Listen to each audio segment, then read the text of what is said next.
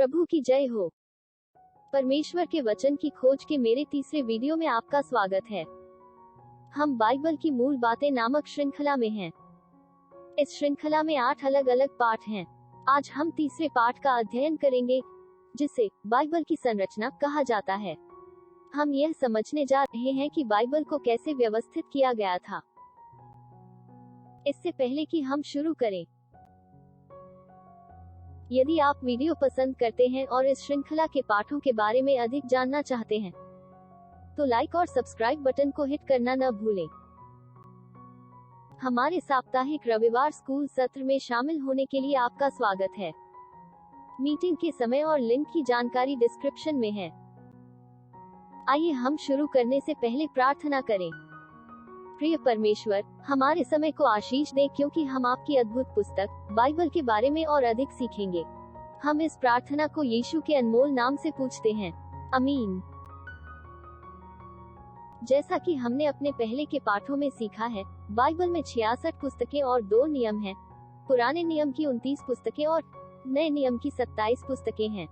पुराने नियम और नए नियम के बीच का अंतर यह है कि पुराना नियम यीशु मसीह से पहले लिखा गया था और नया नियम यीशु मसीह के बाद लिखा गया था।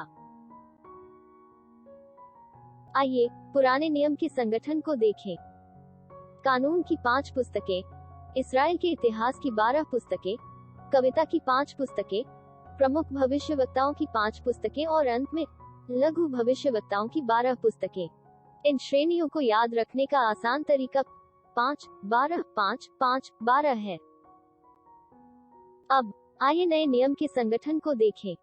सुसमाचार की 4 किताबें, कलिसियन के इतिहास की 1 किताब, पौल के पत्रों की 13 किताबें, सामान्य पत्रों की 8 किताबें और अंत में भविष्यवाणी की 1 किताब। इन श्रेणियों को याद रखने का आसान तरीका है 4, 1, 21, 1। आइए पुराने नियम की श्रेणियों को कुछ और समझें। पुस्तकों की संख्या के बारे में चिंता न करें। हम जल्दी से उनके मुख्य विषय को समझ जाएंगे और आपको उनके लिखे जाने का तरीका पसंद आएगा। मूसा द्वारा लिखी गई पहली 5 पुस्तकों को व्यवस्था कहा जाता है। वे उत्पत्ति, निर्गमन, लेव्य व्यवस्था, गिनती और व्यवस्था विवरण हैं। वे व्यवस्था कहलाते हैं क्योंकि उनमें परमेश्वर की व्यवस्था उसके लोगों के लिए है, जिसमें 10 आज्ञाएं भी सम्मिलित हैं। वे परमेश्वर द्वारा बनाई गई सृष्टि की कहानी बताते हैं। वे नूह और जलप्रलय और इस्राएल राष्ट्र के माध्यम से मानव जाति के लिए परमेश्वर के प्रकाशन के बारे में भी बताते हैं, और कैसे मूसा ने सभी इस्राएलियों को मिस्र की दास्ता से छुड़ाया, और वे लाल समुद्र के प्रसिद्ध विभाजन के बारे में भी बताते हैं। वे हमें 10 आज्ञाओं को प्राप्त करने के बारे में भी बताते हैं। आइए दूसरी श्रेणी को देखें। इस्राएल के इतिहास की 12 पुस्तकें। ये यहोशू और कालेब की कहानियों के साथ इस्राएलियों की कनान की प्रतिज्ञा की भूमि की यात्रा के बारे में बात करते हैं, और शिमशोन के समान इस्राएल के न्यायों की कहानियां, और शमूएल द्वारा राजा दाऊद का अभिषेक, और राजा शाऊल और राजा दाऊद के राज्य की कहानियां। आइए तीसरी श्रेणी को देखें। कविता की 5 पुस्तकें। उन्हें काव्य कहा जाता है क्योंकि वे बड़े पैमाने पर पद्य या कविता में लिखे गए हैं। उनमें राजा दाऊद और अन्य के स्तोत्र हैं। भजन संहिता बहुत लोकप्रिय पुस्तक है और मुख्य रूप से ईसाई प्रशंसा और पूजा के लिए उपयोग की जाती है। उनमें नीतिवचन की पुस्तक में बुद्धिमान बातें भी शामिल हैं, और राजा सुलेमान सभोपदेशक की पुस्तक में जीवन का अर्थ समझाता है। अब हम चौथी श्रेणी पर नजर डालते हैं। प्रमुख भविष्यवक्ताओं की 5 पुस्तकें। वे न केवल मसीह के बारे में, बल्कि इस्राएल के जीवन की घटनाओं आदि के बारे में भविष्यवाणी से भरे हुए हैं। उनमें भविष्यवक्ता यशायाह की 1 पुस्तक है। रोते हुए भविष्यवक्ता यिर्मयाह की पुस्तकें हैं। भविष्यद्वक्ता यहेजकेल द्वारा पुस्तक, और भविष्यद्वक्ता दानियेल की पुस्तक। और पुराने नियम में अंतिम श्रेणी, लघु भविष्यवक्ताओं की 12 पुस्तकें। प्रमुख भविष्यवक्ताओं और लघु भविष्यवक्ताओं के बीच का अंतर काफी हद तक किताबों की लंबाई के कारण है। उनके पास पश्चाताप करने और आने वाले मसीहा के बारे में समान संदेश थे। योना और उसे निगलने वाली मछली की कहानी। इससे पहले कि हम नए नियम की ओर बढ़ें, क्या आपको हमारे पहले पाठ की यह समयरेखा याद है? इससे हमें एक विस्तृत दृश्य मिलता है कि पुस्तकें कब लिखी गई थी। लगभग 400 वर्ष ऐसे हैं जिनके लिए बाइबल खामोश है। उस समय के लेख हैं, लेकिन उन्हें कभी भी हमारी बाइबल में शामिल नहीं किया गया है। कैथोलिक चर्च में ये किताबें शामिल हैं, जिन्हें एपोग्रिफा कहा जाता है। वे विश्वसनीय इतिहास हैं और पढ़ने में दिलचस्प हैं, लेकिन उन्हें पुराने नियम या नए नियम की पुस्तकें नहीं माना जाता है। लगभग 400 वर्षों के बाद नए नियम की घटनाएं सामने आने लगी, निश्चित रूप से यीशु के जन्म के साथ। 4 सुसमाचार हमें इसके बारे में बताते हैं।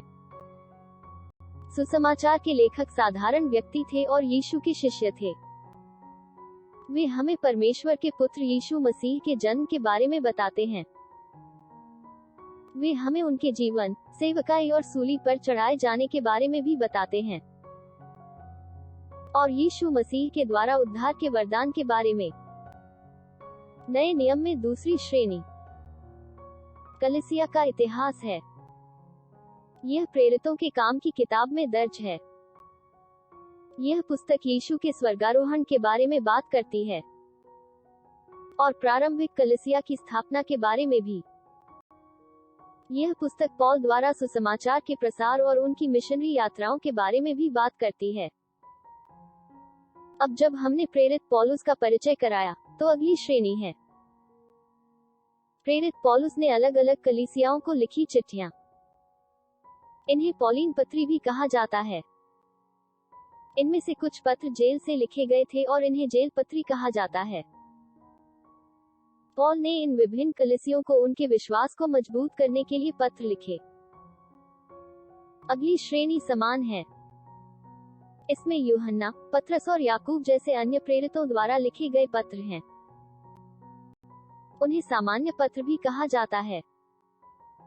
इब्रानियों की पुस्तक अकेली खड़ी है क्योंकि इसका लेखक अज्ञात है। फिर से, ये पत्र नए कलीसिया और नए ईसाइयों को उनके विश्वास को मजबूत करने के लिए लिखे गए थे। और अंत में हमारी अंतिम श्रेणी, यह प्रकाशित वाक्य की किताब है, और सबसे दिलचस्प और साहसी। यह पुस्तक यीशु के दूसरे आगमन और शैतान पर हमेशा के लिए उसकी जीत के बारे में बात करती है, और कैसे हम अपने प्रभु परमेश्वर और उनके पुत्र यीशु मसीह के साथ स्वर्ग में अनंत काल बिताएंगे। क्या शानदार अंत है। अब, जबकि हमने पूरी बाइबल को देख लिया है, तो क्या ऐसा नहीं लगता कि यह हमारे प्रति परमेश्वर के प्रेम की कहानी है, जहां उन्होंने मानव जाति के लिए एक सुंदर पापरहित संसार की रचना की। हालांकि मानव जाति ने जानबूझकर पाप किया, और पाप ने हमें परमेश्वर से अलग कर दिया, क्योंकि परमेश्वर पवित्र है और वे पाप को सहन नहीं कर सकते। हमें उनके पास वापस लाने का एक ही तरीका था, अगर हमारे स्थान पर कोई पापरहित मर जाए, और उन्होंने हमारे सभी पापों के लिए अपने इकलौते पुत्र को मरने के लिए भेजा। यीशु मसीह की मृत्यु और पुनरुत्थान के साथ परमेश्वर ने हमारे लिए उनके साथ फिर से एक होने का मार्ग बनाया, और हर कोई जो यीशु की मृत्यु और पुनरुत्थान में विश्वास करता है, वो स्वर्ग में परमेश्वर के साथ अनंत काल बिताएगा। क्या यह अद्भुत प्रेम नहीं है कि परमेश्वर नहीं चाहता कि हम नरक में अनंत मृत्यु मरे? एक दूसरे से विदा होने से पहले, आपको यह वीडियो कैसा लगा कमेंट करके जरूर बताएं, और इस श्रृंखला में और अन्य विषयों पर भी और वीडियो देखने के लिए तैयार रहें। अंत में, याद रखें, बाइबल हमारे लिए परमेश्वर का पत्र है। वह चाहता है कि हम इसे रोज पढ़ें। जब तक हम अगली मुलाकात न करें, ईश्वर के आशीर्वाद से भरा समय बिताएं।